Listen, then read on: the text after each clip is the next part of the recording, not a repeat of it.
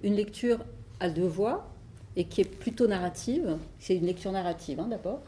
Donc Adeline et Isabelle Provendier, dans les deux langues, la langue occitane et la langue française. Très important, je trouve, ces deux voix. Voilà, ça a été pour moi une très très belle rencontre. Ce texte-là, toute pleine de grâce, est paru il y a 3 ans. C'est le récit de Félicidad Archambault, qui est une jeune fille de 18 ans, lectrice de son état, et qui raconte son histoire qui est fort singulière, puisqu'elle s'est passée entre Santiago de Chile et la France.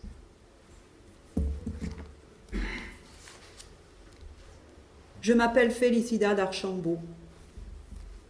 Je vis non dans le monde profane comme s'y répandent les jeunes filles de mon âge, mais au lieu-dit la Larnaudie, la dernière maison retirée sur la haute falaise du Cingle qui surplombe la vallée de la Vézère, non loin de Lascaux. Et en la demeure, j'habite le silence, près des miens et près des livres. D'aucuns gens de mon entour et de bonne foi disent mon histoire singulière et qu'elle mérite tout bonnement d'être narrée. Poussé et encouragé, il me vint certains jours le désir et l'audace de la dérouler.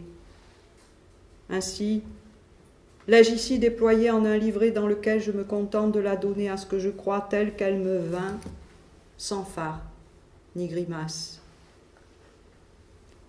Je demande une grâce à mon lecteur. C'est de m'entendre avant que de me condamner. J'y écris dans la langue mienne, laquelle s'apparente fort à la langue française, mais se mêle d'erreurs et de fantaisie. La raison étant à cela que je fus longtemps en dépossession de toute syntaxe, ainsi que le narre mon récit. Et que dès que la privation cessa, passant du dépouillement à l'abondance, je choisis dès lors mes phrases, mes mots et ce qui les apprête au mieux avec une dévotion d'avaricieuse.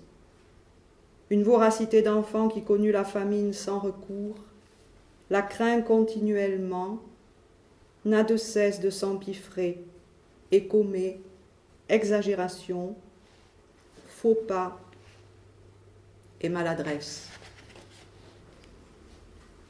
Oishilu poidenomu, lettellu, motta sull'offle dello terra, un sciaumado cautrico de neneto non bezze sullo lascio ra, din lo clascio, entre l'utople u negre e la fenêtre.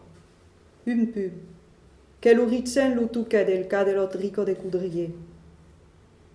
Nano debine un cora in benezza, pincando con, endo con mai, un aniriobri.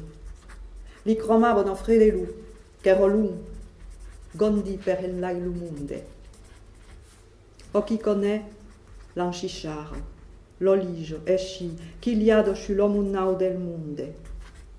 L'anli fucche, come di un'aure impochatière, un codoiscialu poi de nobal, coquel d'occhi, un ambiche 80 jambes lungo, entre vignos e marche, imblodi, tout d'un co, che somai fucche e che somai non li fucche. Ici le haut pays, étincelant dans sa lumière d'ombre. Une étendue qu'autrefois l'on voyait incertaine sur l'atlas de géographie épinglée au mur de l'école. Un écart que parcourait la baguette du maître, lequel montrait ensuite les images en noir et blanc d'un livre d'agriculture. On devinait une parcelle enneigée, juchée ailleurs, posée distraitement aux antipodes des territoires connus, au-delà des lisières, où on ne s'était aventuré qu'une seule fois, poussé avec la mer par l'appel d'une lointaine parenté. À peine si le regard se posait sur les contours de la carte. Le vaste lopin n'éveillait ni rêve, ni espérance. Les yeux glissaient sur les détails cartographiques comme des étoiles filantes au firmament.